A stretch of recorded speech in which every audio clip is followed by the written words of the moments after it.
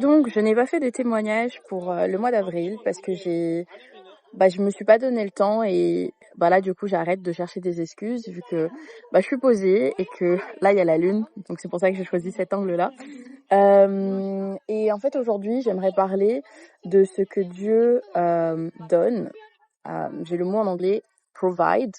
Et en fait, il faut pas s'inquiéter. Je pense que c'est ce que j'ai appris pendant ce carême et surtout ce que je continue à avoir au quotidien. C'est que dans la Bible, on nous dit de ne pas s'inquiéter de tout ce qui est bien matériel, de ne pas s'inquiéter de l'argent. Et en fait, dans ma réalité, je me suis toujours dit, il faut que je travaille, il faut que j'économise, il faut que j'arrive à atteindre ci, ça. Et finalement, quand je suis partie avec mes économies et que je me suis retrouvée en fait dans des situations où, par exemple en Taïwan, il faisait hyper froid et j'avais pas du tout de vêtements chauds et j'étais prête à en acheter en fait. C'était dans mon budget au cas où si voilà j'ai besoin de vêtements.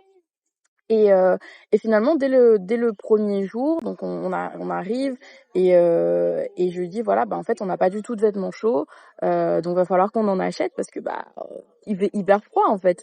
Donc le lendemain, mes hosts en fait, ils nous ont apporté voilà des manteaux en fait pour nous couvrir et pareil pour la nourriture. Donc ils nous ont accueillis, ils nous ont nourris.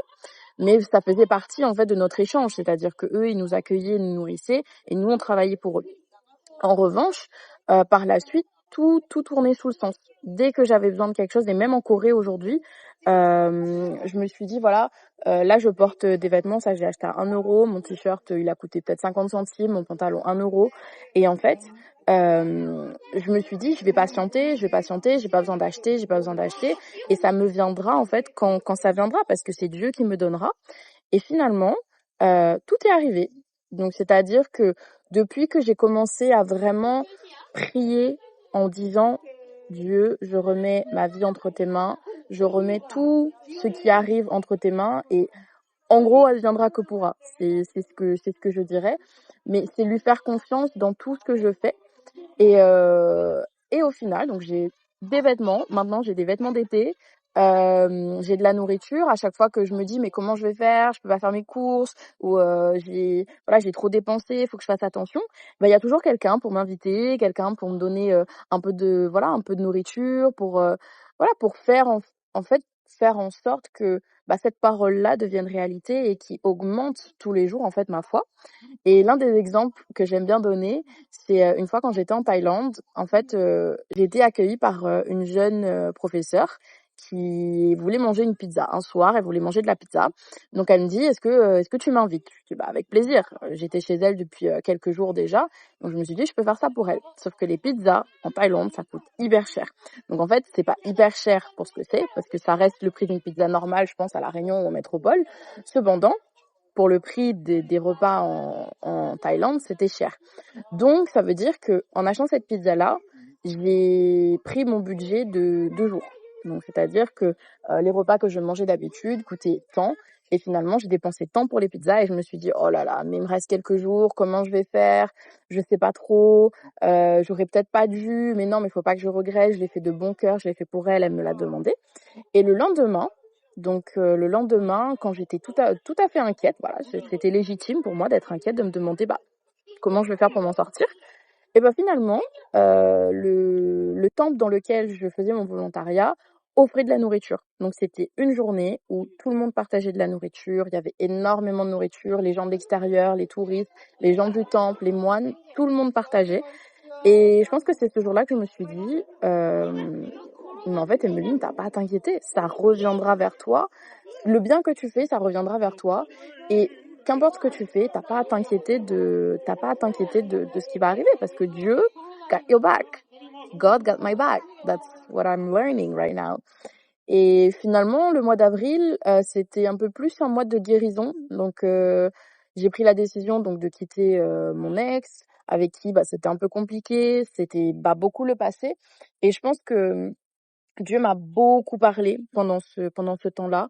de réaliser que en fait, Emeline, il faut que tu tournes la page et en fait, il fallait sûrement que je passe par ça pour me rendre compte que j'étais attachée à une histoire qui datait de beaucoup plus, de temps que j'imaginais. Donc j'étais amoureuse de cette personne ou du moins je pensais que j'étais amoureuse de cette personne depuis 3 ans. Cette personne ne m'a jamais choisie, donc j'ai toujours été une option. Ce sont des faits. Qu'importe l'histoire, ce sont des faits et en tout cas, c'est comment est-ce que je l'ai vécu. Et en fait, je me suis rendu compte que j'ai commencé à aimer cette personne-là il y a 10 ans.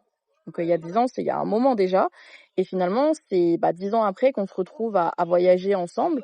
Et en fait, c'était une catastrophe. Vraiment, je pleurais tous les week-ends. J'étais pas comprise. On n'arrivait pas à s'entendre. On commençait à limite se disputer. En fait, le ton il montait.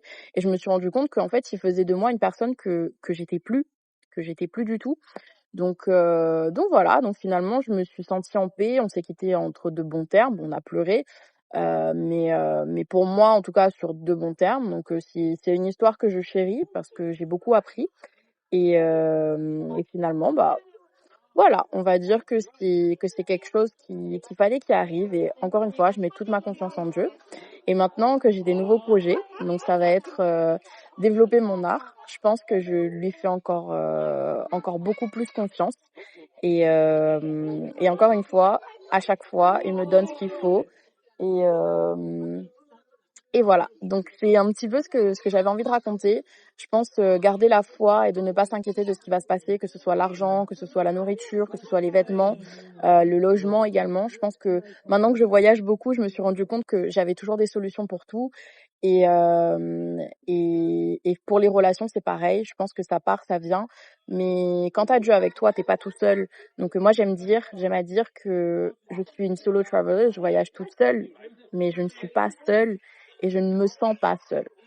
Donc voilà, je finis sur ces mots pour ce petit témoignage d'Avril et j'espère que ça vous aura plu et je vous dis à très vite pour le témoignage de mai. Bye bye.